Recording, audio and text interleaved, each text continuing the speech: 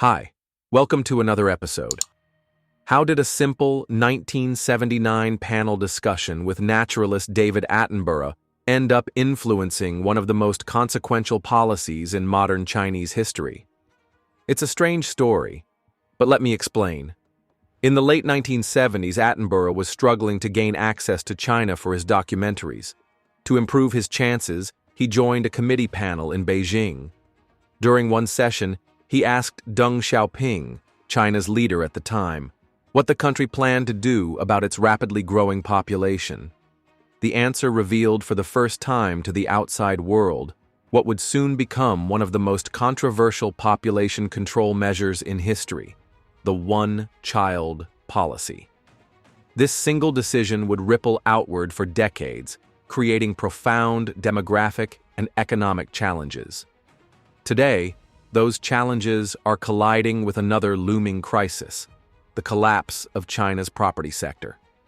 After years of breakneck growth, China recently reported its first population decline in 60 years.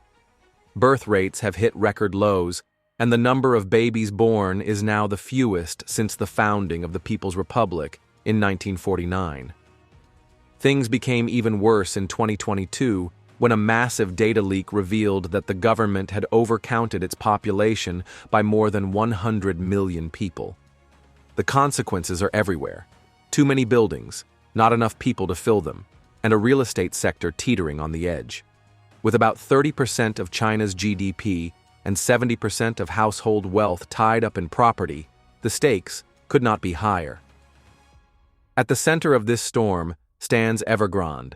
Once one of China's largest developers, the company had 1,300 projects across nearly 300 cities, housing over 12 million people. Yet behind the glossy facades was an avalanche of debt, over $320 billion, making it the most indebted real estate company in the world. The story of Evergrande begins in 1996, in the southern city of Guangzhou. The company's founder, Hui Ka-yan, seized on a once-in-a-lifetime opportunity. In the 1990s, millions of Chinese families were climbing into the middle class. And what do new middle-class families want? Homes. In 1998, the Chinese government allowed private apartment sales. Combined with tax benefits, looser mortgage rules, and cheap credit, demand for housing skyrocketed. Hui positioned Evergrande perfectly, buying land cheaply from local governments, pushing aggressive sales targets, and expanding into every promising market. By the time of its IPO in Hong Kong in 2009, Evergrande had become a juggernaut. Revenue grew year after year. At its peak, it boasted a market value of $47 billion and assets worth over $350 billion. The company diversified into hotels, resorts, hospitals, schools, and even cultural centers. But beneath the surface, the growth was being fueled by one thing: debt. Evergrande's model was simple and dangerous. Borrow heavily to acquire land, pre-sell apartments before construction, then use that money to repay earlier loans and finance new projects. For 2 decades, the system worked, but it resembled a pyramid that needed constant inflows to avoid collapse. The company's empire stretched beyond housing. It tried to launch electric vehicles to compete with Tesla, operated bottled water companies, owned soccer teams, and even opened theme parks meant to rival Disneyland. But most of these ventures bled cash, and all of them were funded by the same ever-growing mountain of debt. Why did real estate become so inflated in China? Property ownership carries immense cultural weight. For many men, owning a home was seen as essential to marriage prospects. During the one-child policy era, many families preferred male children, creating a gender imbalance that pushed men to compete fiercely in the housing market. Parents often pooled savings to ensure their sons could buy apartments. This pressure, combined with few alternative investments, stocks and bonds, were seen as unreliable. Add easy credit and rampant speculation, and soon apartments in Shanghai were selling for prices comparable to London or New York, despite much lower wages. By 2023, 70% of Chinese household wealth was locked into property, but the entire sector was built on a demographic illusion. Population growth was never as high as expected, and the policy decisions of the past created an aging society with fewer young buyers. Developers like Evergrande built for a future that would never arrive. By the late 2010s, the government saw danger in the overheating property market. In 2020, President Xi Jinping introduced the 3 red lines, strict rules on debt ratios aimed at forcing developers to deleverage. Evergrande failed the tests. The company had spent recklessly on land, construction, and vanity projects, while hiding much of its financial trouble through opaque accounting. By 2021, the situation could no longer be disguised. Evergrande owed more than $300 billion. To put that in perspective, that's larger than the GDP of Finland. Defaults began piling up. In 2021 alone, the company reported losses of $81 billion.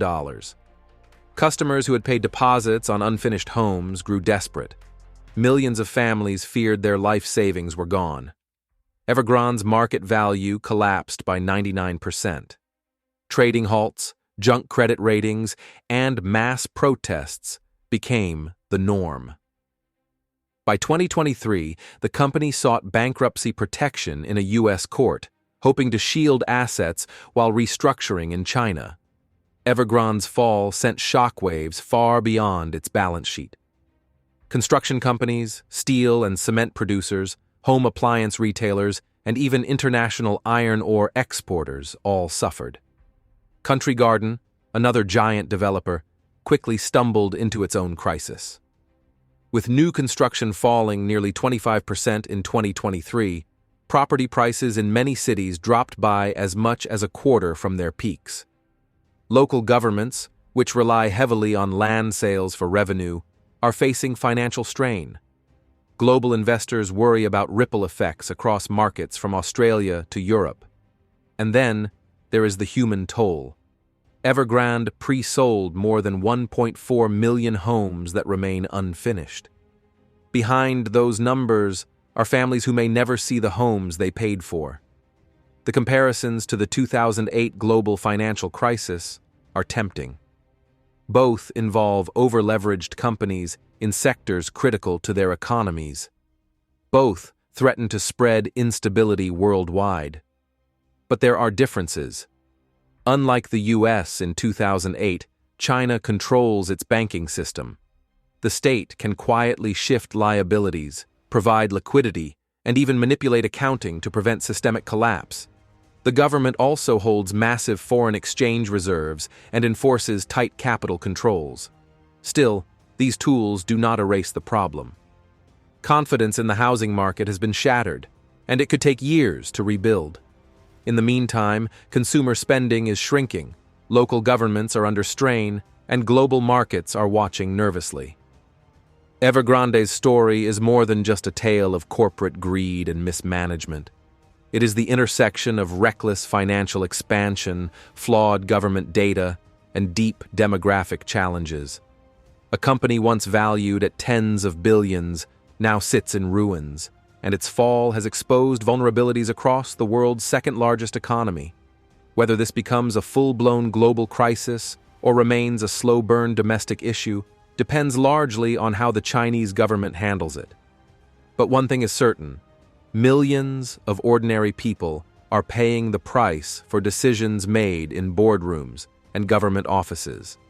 As always, history reminds us that economic miracles can unravel just as quickly as they're built.